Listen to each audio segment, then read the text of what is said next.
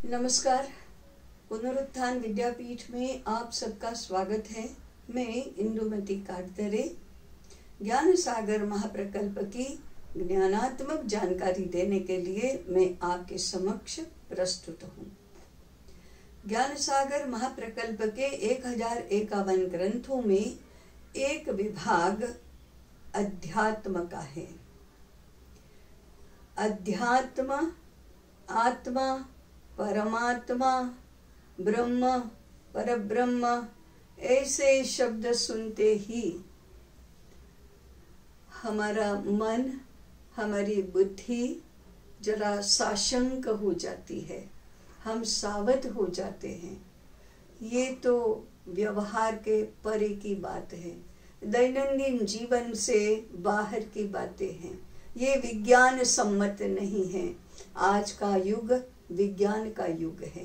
विज्ञान और अध्यात्म ये दो अलग बातें हैं, और आप तो विज्ञान की प्रतिष्ठा करो, अध्यात्म को या तो मंदिरों में रखो या अपने घर के पूजा घर में रखो।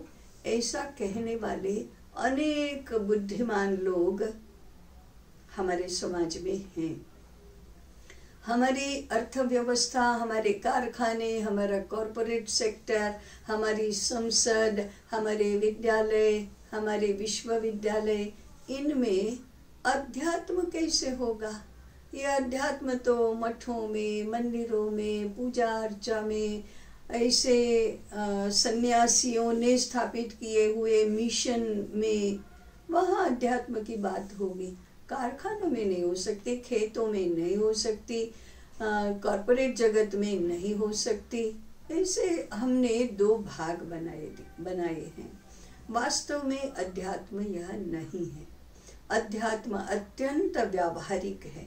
अध्यात्म का संबंध दैनंदिन जीवन के साथ है। उठते बैठते, खाते पीते, सोते जागते, पढ़ते लिखते, धन कमाते, मनोरंजन प्राप्त करते, सर्वत्र अध्यात्म ही अनुस्यूत है। यही भारतीय जीवन है। इस अध्यात्म के आधार पर बौद्धिक क्षेत्र में हमने सर्व समस्याओं के हल निकाले हैं, सर्व प्रश्नों के उत्तर दिए हैं, सभी रचनाओं के खुलासे किए हैं।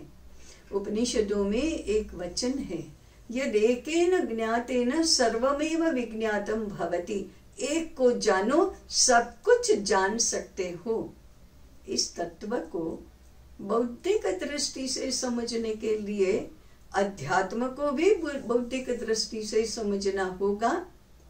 हृदय में अनुभूति करना, बुद्धि से समझना और हमारे व्यवहार में इसको स्थापित करना, ओतप्रोत करना, यही भारत की जीवन व्यवस्था रही है।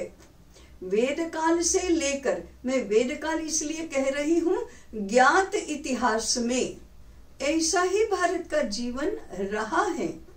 हमारे यहाँ हिमालय के कंदराओं में तपश्चर्या करने वाले ऋषि मुनियों ने अपने हृदय में इस आत्म तत्व की अनुभूति की, अध्यात्म कैसे व्यवहार में आता है, इसका चिंतन किया और यहाँ तक लोगों के हृदयों तक और व्यवहार में पहुंचाया कि खेत में काम करने वाला कृषक भी और लोहार के कोड में काम करने वाला लोहार भी और चमार भी और दर्जी भी और व्यापारी भी और क्षत्रिय सैनिक भी और वेद पाठशालाओं में अध्ययन अध्यापन करने वाले छात्र और अध्यापक की भी, राजा और मंत्री भी इस तत्व को जानते थे, मानते थे और उसके अनुसार व्यवहार करते भी थे।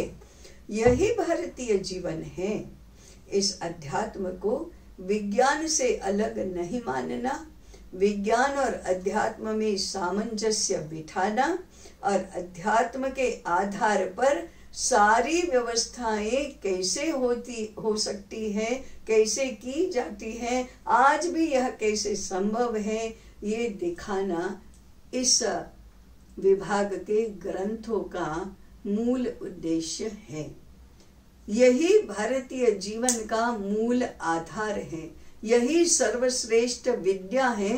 भगवान कहते हैं अध्यात्म विद्या विद्यानाम, सभी विद्याओं में अध्यात्म विद्या मैं हूँ, अर्थात अध्यात्म विद्या सर्वश्रेष्ठ है। इससे लोग डरे नहीं, इसकी लोग अज्ञान जनित उपेक्षा करें नहीं, इससे विमुख न हो जाए, इसको विज्ञान के विरुद्ध माने नहीं, बल्कि इसको अपनाए, अपने जीवन में प्रतिष्ठित करे और संपूर्ण समाज समृद्ध और सुसंस्कृत बनकर श्रेष्ठ बने। हम परम वैभव प्राप्त करने तक पहुँचे और हमारे होने से, हमारे ऐसा होने से संपूर्ण विश्व का कल्याण हो, इसका रहस्य अध्यात्म विद्या में है। ऐसी अध्यात्म विद्या को सर्वजन सुलभ बनाने के लिए इन ग्रंथों की रचना हुई है। हम चाहते हैं कि ये घर घर तक पहुँचे, सुज्ञ जनों के मन में, हृदय में, बुद्धि में इसकी प्रतिष्ठा हो, हम पुनः भारत बने, भारत बने, यही इसका उद्देश्य है। आप इनको ग्रहण करें, स्वीकारें, स्वागत करें और घर घर तक, विद्यालय तक पहुंचाने में हमारे सहभागी बने। इतना ही निवेदन करके अभी विराम लेती हूँ। नमस्कार।